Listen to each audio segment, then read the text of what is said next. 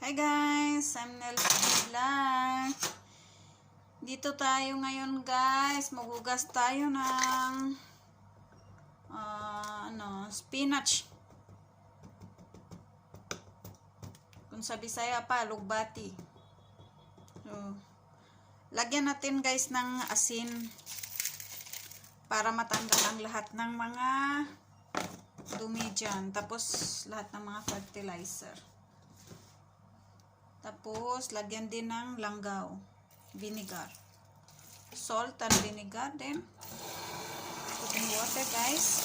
Soak that for some time, like around 3 minutes. Para matanggal ang lahat ng mga fertilizer. Kahit fruits guys, ganyan ako maghugas. Yung mga fruits, pag maghugas ako ng mga fruits, nilalagyan ko ng asin at saka vinegar, salt and vinegar. So I keep for sometimes. Tingnan mo guys ang tubig, so sobrang dumi, para matanggal lahat ng mga alikabok at saka ganito mga alagbati sa Middle East guys, sa amin. Sobrang laki ang dahon.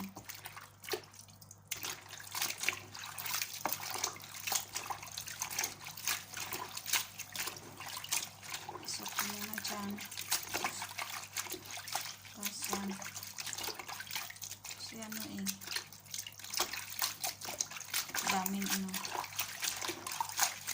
daming alikabok. So, lahat ng mga dumi yan dyan. Fertilizer. Kailangan isok muna guys.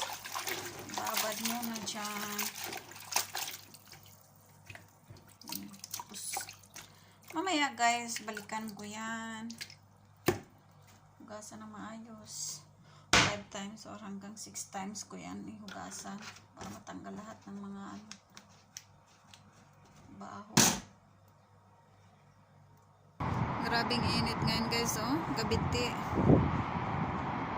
Sobrang init.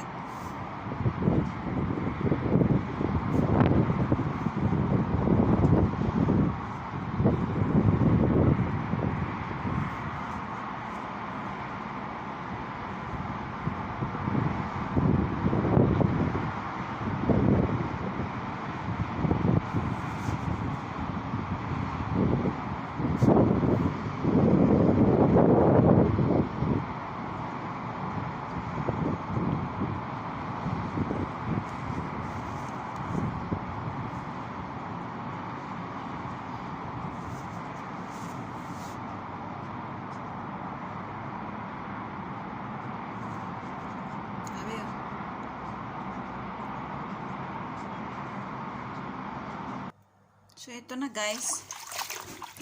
Balikan ko na. So, mababad ko na siya.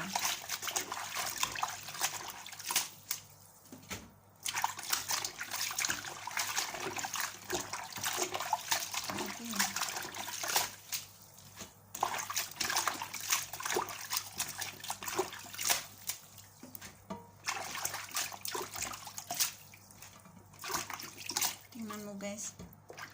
Sobrang dirty, di ba? Grabe. Ang dumi.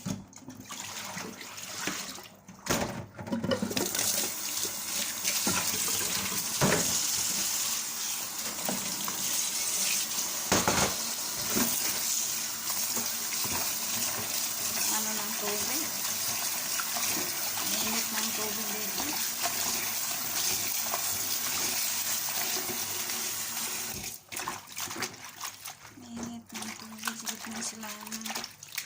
Sobrang init na. Summertime in Kuwait.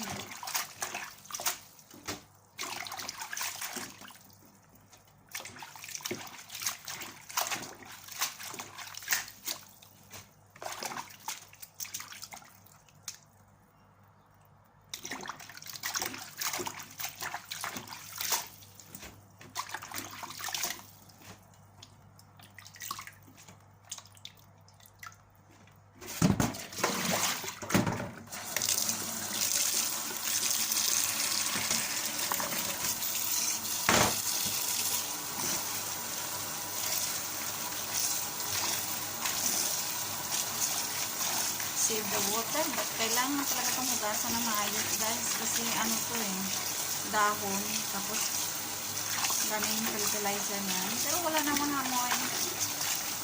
Okay naman siya. Kailangan talagang hugasan na maayos. Steam ko to eh. Ay ano eh. Hanggang malata siya. Lutuin na maayos.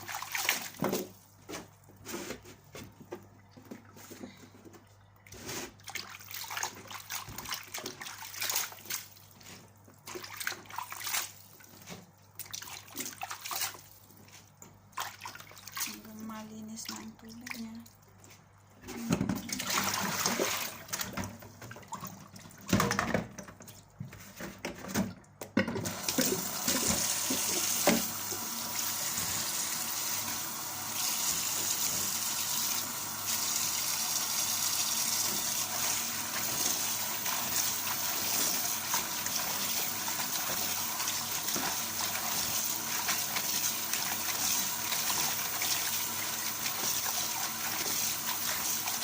Kailangan ko itong i-pressure cooker kaya maluto siya ng maayos.